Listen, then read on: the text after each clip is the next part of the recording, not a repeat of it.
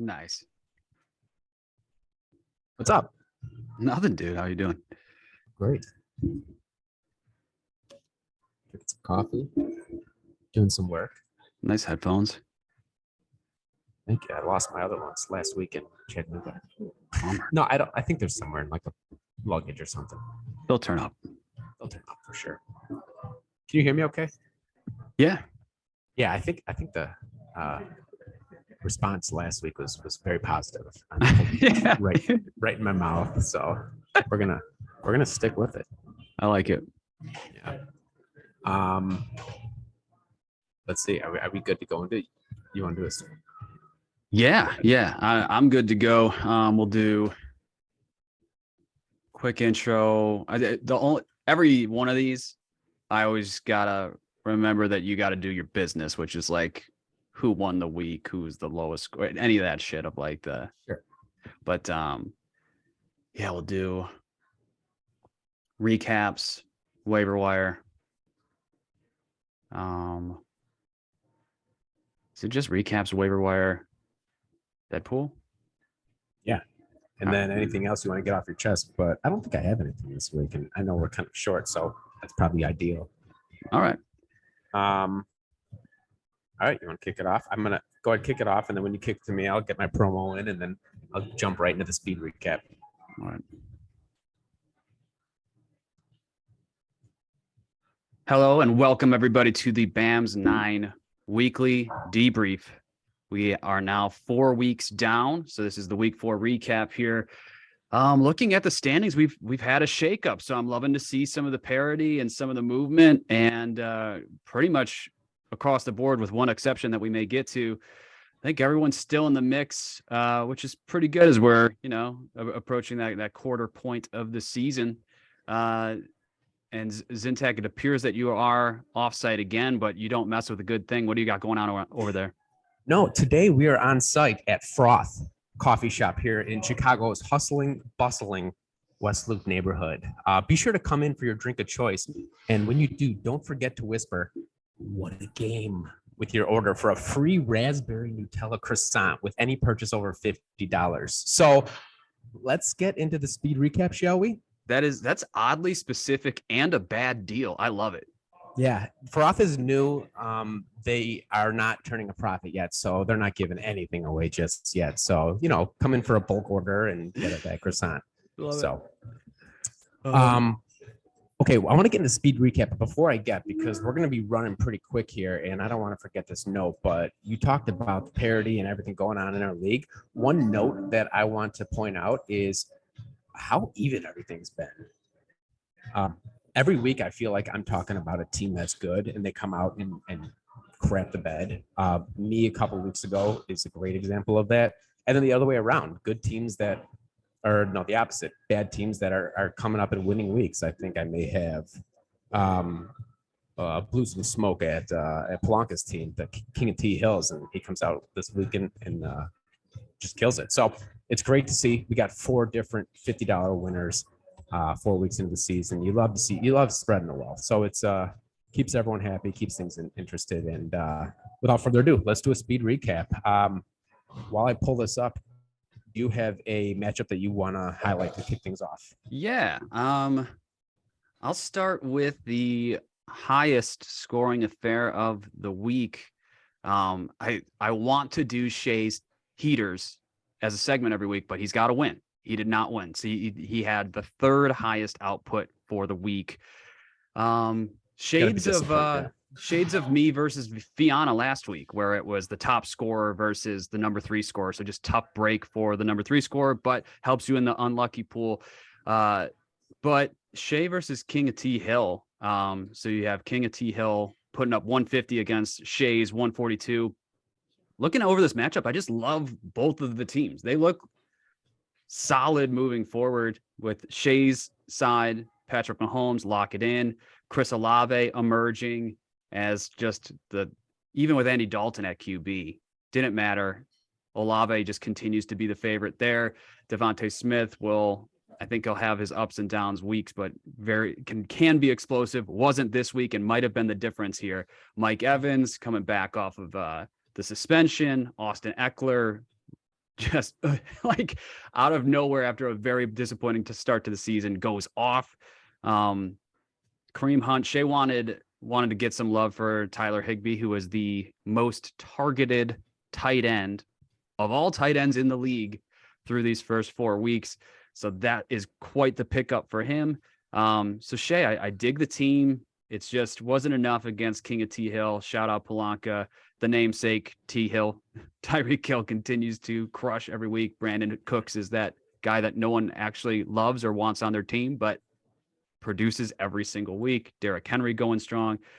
TJ Hawkinson out of the fucking blue. Hawkinsock and rollouts, as me and Jay like to call him. So pretty good stuff. And Breece Hall in the flex, and Jeff Wilson on the bench for King of T Hill. So a lot of talent on that team. And I think as we see in the standings, King of T Hill worked his way up pretty quickly and is in the number 2 spot. So 2 strong teams, King of T Hill and Shasky.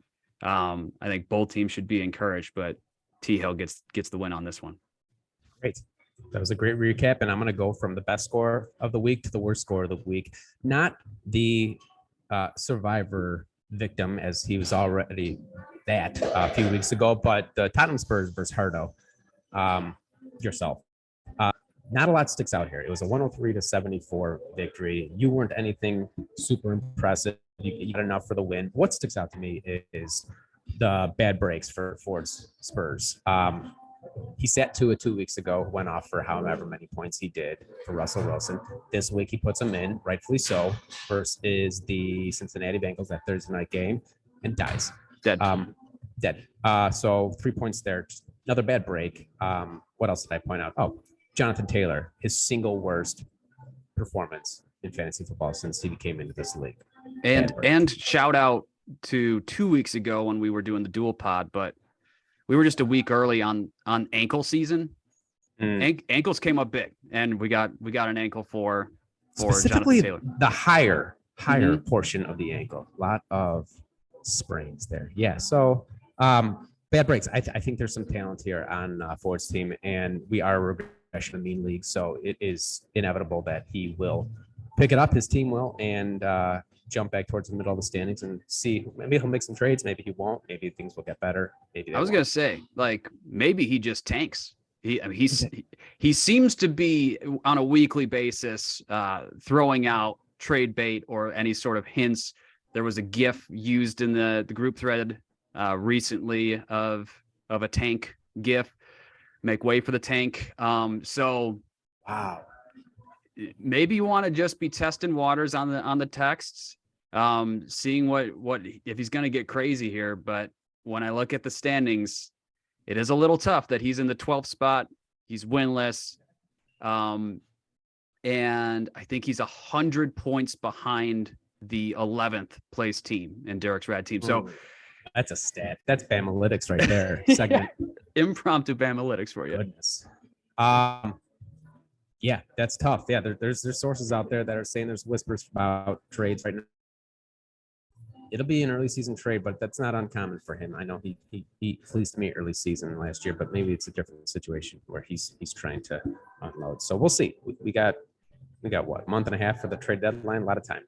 Yeah, I gotta say, with whenever you get to that 4th week in the season, and you could be separating between 3-1 and 2-2. That just, even though it's one game, it feels monumental. So I gotta say, I was encouraged when I pulled up the matchup going into week 4, seeing that the Tottenham Hotspurs were across from me on the field for this week to get to that 3-1. Week 5. There you go. Congrats in advance. Thank you.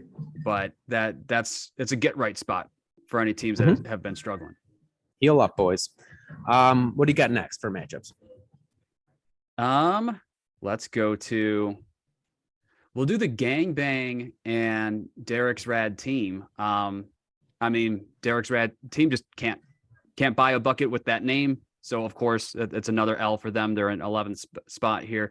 The gangbang puts up the number 2 performance of the week at 145. Gangbang, give them some love. They're now in 4th place, and I look through the team, and I think it's best to, like, I'm scrolling through my phone right now, and you'll kind of see like as I scroll down, I'm like, oh, so it's like Burrow doing okay, McLaurin on a disaster of a Commanders team, not doing much, Marquise Brown strong because he's favored with Murray right now, but Hopkins return around the corner. We'll see if he continues to deliver at that same level. Jerry Jeudy, Nick Chubb strong. And so I go through that. I'm like, nothing's really jumping out. Josh Jacobs, 33 points. Like that was huge. San Francisco defense against the Rams, 21. So when you get into those last two slots, that was the difference maker, was Josh Jacobs and the San Fran defense basically putting up 54, 55 points between the two of them. So that is what gets them across the finish line against Derek's rad team. And yeah, Derek's rad team, I think tough spots here are Deontay Johnson beginning to lose some usage with the emergence of Pickens. Garrett Wilson, who was the fave of Joe Flacco, not sure if he's going to be the fave with Zach Wilson. And then Javonte Williams, the most devastating injury, I think, so far this season. I think our first ACL done for the year for a like premier player. So that is a devastating break here that they lose against the gangbang, and it's a tougher outlook as we look forward here for Derek's rad team in the 11th spot when they need to kind of be making some surges. Yeah, and to kind of beat them while they're down. What a scenario! What a string of events here for Derek's rad team. But they didn't keep Javonte Williams. This was pointed out to me. They didn't keep Javonte Williams in early August when we were making our keepers. And then they drafted Javonte Williams at a more unfortunate spot. I don't know the details because I'm not prepared, but deal with it. I wouldn't be surprised if he was first round pick. If not, it was like right off the turn in second round, because every running back on planet Earth was drafted. Yeah, whatever it was. They didn't draft him. Then they didn't keep him. Then they draft him at a worse spot, and then he goes out with his dead ankle. So tough string of events for the rad team, but we'll see what goes on from there. Lock my phone to get to the next matchup. I'm going with the bologna squeeze and hammocks. Not earth-shattering here. One thing that sticks out to me, hammocks was kind of a lackluster performance. You got Clyde Edwards-Helaire, who's well overperforming and should sell high in my opinion. But anyway, the squeezes, they're just a consistently good team. And where are they at in the standings? Fifth. Yeah, they're a playoff team. They will be competitive throughout. CeeDee Lamb's having a great year on I think it's a shaky situation there in Dallas. I know, but they're performing week in, week out. You got Kyler if he's healthy, Dobbs, Lazard, two pretty good wide receivers. Mixon, and you got a deep bench. You got the Rashad Penny that took from me for a draft pick, and Robert Woods, who's going to get more and more production now that Treylon Burks is injured. So I think Burks is a broken ankle, by the way. 100%. You're right. Yeah, it's all the ankles. So that's it. We got one more, I believe. I'll go to let's say the most outspoken two members in the league with the Diesel guys and Groles. So I think maybe they put on smiles versus one another, but I think under the surface, there's just a lot of hatred between these two. So it is rivalry week in week 4 here with these two going up against each other. It is the Diesel guys putting up 119 against Groles with 81.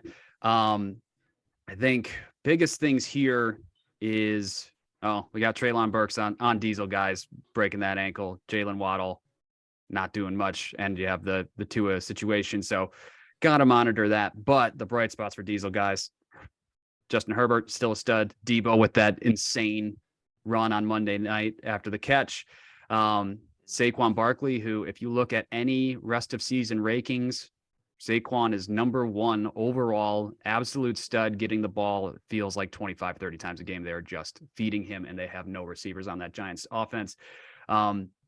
Jamal Williams, in the absence of DeAndre Swift, proving to be about as effective, if not more effective, and much more durable, and it was already kind of a favorite in the red zone and trying to punch it into the end zone. I'm very interested to see what this offense looks like when Swift comes back off of injury, but they love him there. And that is really nice, a really nice combo to have of Barkley and Jamal Williams at the running back spots. Philadelphia defense, I think, is probably the standout of like every year. There's a defense that kind of emerges that you want to hitch your wagon to for the full year. That's huge for Diesel guys as well. So looking really strong there. And for Groles, it's Michael Pittman being on that gross Indy offense, Travis Etienne not separating as any sort of workhorse back in the Jacksonville backfield. George Kittle, weirdly in that like tight end 4-5, like always should be thinking about kind of in a Pitts situation, hoping for something to happen there. I think his outlook is better than Pitts, but still in a little bit of that tight end dead zone and not separating or emerging yet. Allen Robinson almost in drop territory. So is in drop territory. there are some tough spots for this team. Luckily, J.K. Dobbins, classic Groles, sitting on good players, letting them chill on the bench until they get healthy for late season push. That's a big one to be getting back for him. So Dobbins being on the bench with 22 points definitely hurt him here, but regardless was about a 38-point loss between for Groles here. So Groles still hanging around, still he's 2-2, can still make moves, but honestly, I got to say Diesel guys who I called out last week is like being surprised that they weren't in the top half of the league, gets back into the top half of the league because it's a good team. They're scoring points. So long-term, they'll be good. And then finally, we got myself, Commissioner versus the Fiana. This was the Sunday week 4 game of the week, and one and two in the league going up against each other. Both kind of drop duds here. I will say Fiana deserved this win, especially after I had, what's his name? Who did I just pick up? Jared Goff. I had Jared Goff. I picked him up. I went with the gut, and then I tried to go the Bamalytics route, and I went right back to Kirk Cousins, who threw for almost 500 yards when he was in London last time. So I said, I'll do it again. He's away from the limelight here in the States, and he's going to do well. So Goff put up like 32 points, and I think I got like 12 or 13 out of Cousins. Go ahead. What do you got? I got to interject that I think I scoffed at the Goff last week as an ad for you. I hope that didn't contribute. Probably. I was going to say I've got apologies to make. One, I shat on David Njoku. He's going to, when I was going up against Jay, he's definitely a startable tight end. I've shat on your Carson Wentz and your Jared Goff. I got to pay respect there that you're kind of a scrap heap aficionado, as seen with like your Jalen Hurts pickup as of maybe last year, 2 years ago, but like, you know how to get those guys that are not in the top 12 who out of nowhere are getting shit done. Not trying to rub salt in the wound, but Goff is like now QB5 or something on the year. So again, my back bad. in my lineup. No. Good. You know Okay. what? You know what? Anyone listening / watching this / liking and unsubscribing Have to. needs to pay attention, because if they're smart, what's the word I'm looking for? I don't know, but they need to pay attention to what you're saying, because you're on a trend of, if you knock up a move like that, maybe you go after it. Who knows? Yep. Good call. Fade. I think that's what Fade the bet my is called, reactions. fade. That's right. Yeah. That probably wouldn't work out, if we're being honest. And then so I didn't deserve that win, but I came out big. I think Jay was chasing 27 points on Monday with Cooper Kupp, which scared the hell out of me. And I think he had like 5 catches in the first few minutes of the game. So I didn't think I was going to get that, but he was kept out of the end zone. I get the win. And things are closer than ever in the standings. What are we looking at? How many 3-1s do we have? We got 1, 2, 3, 4, 5 3-1s, a couple 2-2s, and then we got some 1s and 0s at the bottom. So yeah, still very close. The points for, I don't have it in front of me, but if you looked at the spreadsheet, I changed the structure of it to just have the most points in the league, the top 3 teams right there, and who's moved up and down, and then the unlucky points, who's moved up and down, and they're all within like 20 points of each other. So it's fun. It's fun. That's what it is. This is fun. So yeah, a lot of parity. Everyone's having some up and down weeks and keeps it interesting. And what do we got here for the money? Yeah, So let's real quick. So the $50 bill this week goes to T Hill. Congrats. And as we're talking about the standings, I think it is Diesel Guys, Squeezes, Gangbang, maybe T Hill, all I want to say we're bottom half teams who are now for top half teams. So to your point, like there's some serious swings. I did fill it all out, and I'm pretty sure it was Gross who, he succumbed to the Survivor monster. So we got that, and then no big weeks. That'll take over the biggest week. I'm still sitting there, but yeah, again, a new team winning the $50, so we're spreading it out. So and stay humble in the first position for you. Getting into waiver wire. And this is a Wednesday edition because we've got some shit going on over the next few days. So we get to basically be reporting like live on what happened this morning. I grabbed Mike Boone off of the Javonte injury. I'm aware that Latavius Murray also got signed, which was an awesome scoop by Denver off of the practice squad for the Saints. It was just an oversight by the Saints that they just didn't protect him and have him on an active roster. So that was a big miss. But what a game. The way I'm looking at it is Latavius is just getting into the building. Melvin Gordon is questionable. I just want to see what Mike Boone has got. My connection to Mike Boone is I think I had a Barstool blog that was like on a Thursday night or something where I was like, it's Mike Boone night in America. And I made a recommendation to take his rushing over. And I think he ran for like 20 yards, like wasn't even close. I remember that. That was a tough one for me. And then the next week he played Chicago and ran for 130 yards. So I was just a week off with that. Yeah. But I want to get Boone because Latavius just coming into the fold, Melvin Gordon injured and just cannot stop fumbling. I like Melvin Gordon. He's like one of those older running backs that I say like continually, I'm defending him. He's good, but he's just fumbling every single game. So they're bringing in Latavius Murray, who can block, who can catch a little bit and takes care of the ball. We'll see what happens there. But I want to see on Thursday night against the Colts in a matchup where they're going to have to lean on Boone, what he does, and then we'll see. Then looking ahead, Grohl's got Gerald Everett.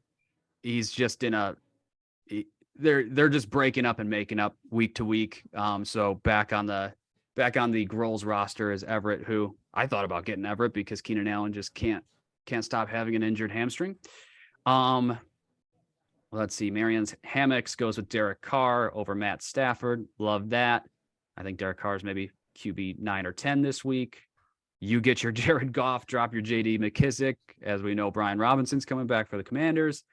And then after waivers clear, we're just going to some free agent ads. I'm liking what I'm seeing. Derek's rad team with Corey Davis going back to the Jets, potentially having Zach Wilson, maybe having more of a connection with Davis than those other receivers in Moore and Wilson. And then Marianne's Hammocks, Damian Williams on the Falcons, who is coming off of an injury while Cordero Patterson's on the IR. There are like three to four running backs that could pop in that offense. So I don't know how it will shake out, but Damian Williams was the number one running back for that Falcons team going into the season. So I kind of like that stash. Oh, wait, who stashed him? Marianne's Hammocks. No, they dropped him. I might pick him up. No. It wasn't Damian Williams. I looked at this earlier. It was Daryl Williams. Daryl Williams. I think he's just a piece of poo on the Arizona Cardinals. You're right. Yeah. I got my D Williams mixed up. Cool. No, 100%. I went through this situation about an hour ago. So I did the same thing. And then clocking it back in hindsight recaps here from last week. Any waiver wires that worked out? The answer is not really. Gross picked up John Reynolds from the depleted Detroit Lions, who he did have a good game. And I have it's like we'll call it like a segment called like Man I Miss It. yeah, Man I ooh, Miss like It that. is my team's good this year, so I'm really not like active on the waiver wire as much as I used to be. But when you have that bottom half team and you're scrounging each week, you have that flexibility of like you don't have a ton of good players on your team, so you have plenty of guys that you can drop and switch out.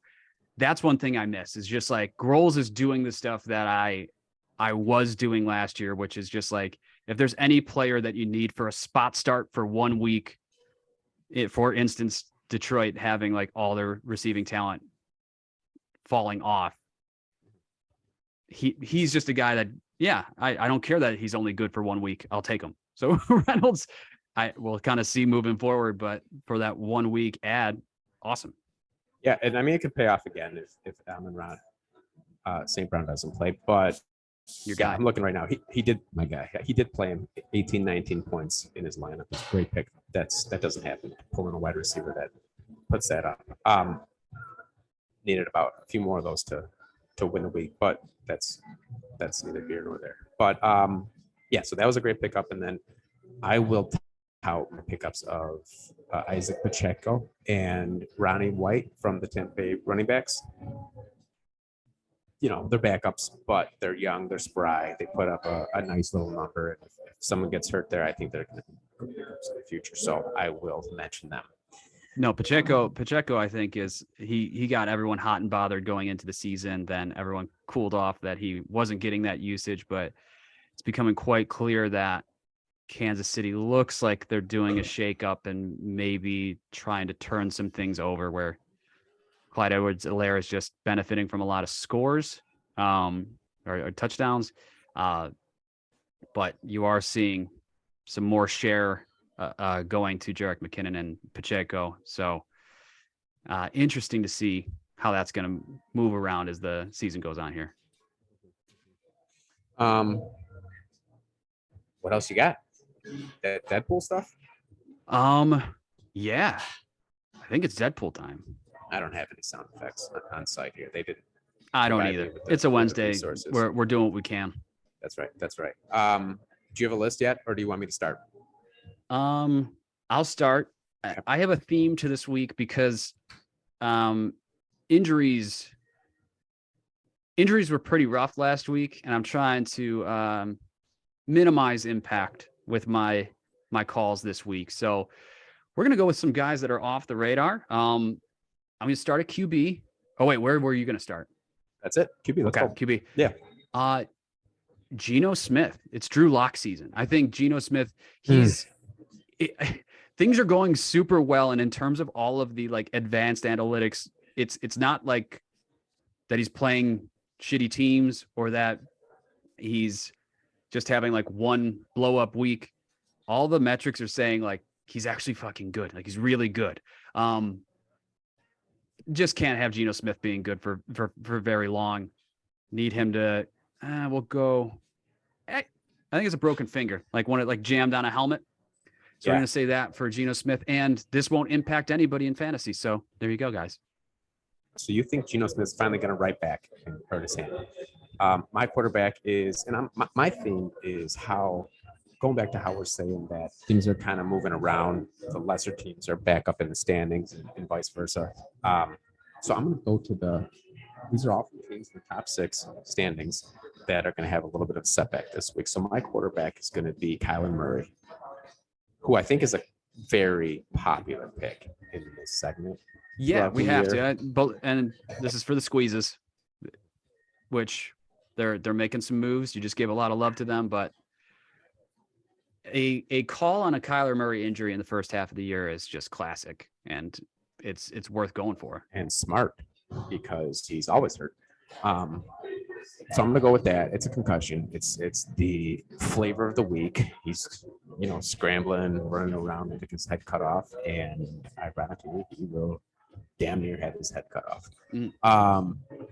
Running backs, what do you got? Going with Rex Burkhead. This is good news for you as a Pierce owner. Just getting them out of the way. Just that workload just of a 3 yards a carry type dude. I just think it's time for things to open up and for Damian Pierce to get some love. So we're going Rex Burkhead again, not impacting anybody, just a fact that he will fuck up his leg this week. Great. Damian Pierce getting 95% of the carries last week. Give him those other 5%. Let's ride. My running back is from, I don't know whose team. I turned my phone went off, but Miles Sanders. Do I need to pick up Gainwell? Get him back on the squad? Yes. Boston Scott and Kenneth Gainwell on the radars. Yeah, no, everything's working out for Philly right now. 4-0 on the team, 4-0. Everyone knows what's going on there. But the Fianna, it is Fianna, huh? Yeah. Okay. That's why I picked them, because they're up there. Yeah, everything's working out, but true to form, it's going to be another high ankle sprain, and Miles Sanders will be dead come Sunday or Monday, whenever they play. Wide receivers. Go ahead. I'll round us out here with Darnell Mooney. I think this is just like, he's rostered. He's on Derek's rad team. Maybe even got played last week, but this is more a service to Derek's rad team. Like, just put him out of your misery. Justin Fields is completing 9 passes a game. So, like, there's no upside with this player. The Chicago offense is gross. Derek, I think, is a Packers fan, if I'm not mistaken. Derek, no, big Bears fan. Big Bears fan. Okay. Go Bears. Yeah. Darnell Mooney, that's what's going to be interesting about this injury, is that he's going to be targeted 3 times in the game because Justin Fields throws the ball 15 times a game. So actually, like, decent target share with 3 targets. One of them, I think, is just going to be a hospital ball sailing over him, over the middle. Mooney goes up, gets knocked, and it's going to be maybe, it's like, I'm feeling like either concussion or neck, but something coming back down to the ground. Okay. What I'm going to do here is, after my own team, it's a little hedge play here, Tim. It's trick of the pros, secret of the pros, something like that. But I'm going to go with Kurt Samuel. Oh, this is, reverse juju on one of your better waiver wire ads this year. You ready for this? If he gets hurt, I win. If he doesn't, great. Then I don't have an injured player. But I don't know what it is. I got an update about 45 minutes ago that he was questionable. Could mean nothing. Here it is. Could mean nothing. Could mean he hurt himself. Not practicing. It's just an illness. So anyway, long-winded, but he will die. And that's, you're pulling a move that I pulled with Keenan Allen, which was like he's supposed to come back from this hamstring, but he's going to retweak it, which he did. Also, we got to do piece of business of the tallies for Deadpool, which you had a 1-0 lead. I think I take it back with Jameis Winston did not play. They cited back and ankle. So a little credit to you, because it was ankle week 2 weeks ago. Pain everywhere. Jameis Winston and Keenan Allen were some phenomenal calls. So I look forward to Keenan Allen returning in week 10 or 11. And yeah. So by your tally, you're up 2-1 right now. Well, I think it's just 1-1 because we just go by weeks. Who won the week? So I think we've had 2 weeks of misses, 2 weeks of hits, 1 for you, 1 for me. Here's the deal, and here's a little strategic play. But from the time we record this, there's a week, there's 7 days, and if someone's injured in those 7 days, if someone dies in those 7 days, maybe they play 2 games in that 7 days. It counts. Oh yeah, you put 2 up. We've always said this is a 7-day to 7-day podcast from day one. Yeah, day 1, 7 day. Yeah, and you picked 2, I believe, last week. Yes. He had 2 games. Great pick by you. You double your odds. Tua is not all there right now. I mean, Tua concussions. Am I right? Tua concussions. I call him Skeletor with those fingers. And oh boy. And Yeah. So I This give you, is how you bring it home. you're up 2-1. So Okay. All right. Then I will always take it 2-1. absolutely. And that really what matters most in this is that I want a high success rate. So it's not easy to pick injured players, but we've shown to have great skill in doing so. And so our target is through 17 weeks of the regular season, I would like our hit rate to be above that 8 mark so that we can be above 50%. Good start. And we're ahead of schedule. Yeah. So I think it's a great way to close this out is to tout our injury picks. Yep. So We're the best. yeah, we are the best. I got nothing else. Good luck to you and yours this week and everyone in the league. Anything else before we close it out? No, we're all good. Love you guys. As a reminder, go to Froth, spend a lot of money, get a croissant. Great plug. Bye, everybody. Bye, guys.